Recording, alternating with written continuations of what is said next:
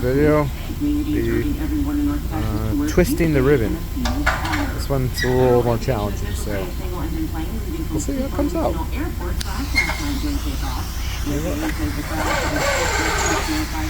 As always, we keep the weld zone. Once we get it starting to lay down, then we want to really just let it. Takes a second sometimes to get it going.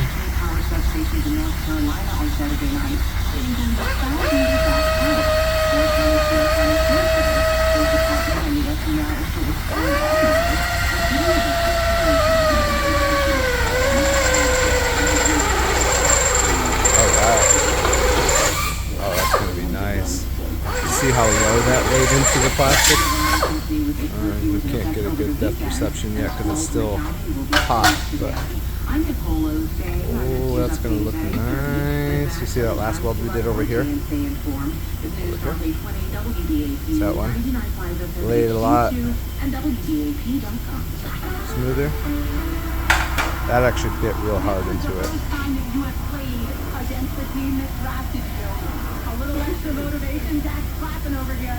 Sometimes you can't lay a flat bead like that. Sometimes you need to be able to twist it when you're working with thinner plastics. So that's why it's important to know how to do that one. Same thing with this one. He used to play for the Colts, played for the Cowboys. He was huge last night in that fourth quarter. The Cowboys came up with fourth quarter takeaways. Mind the noise real quick.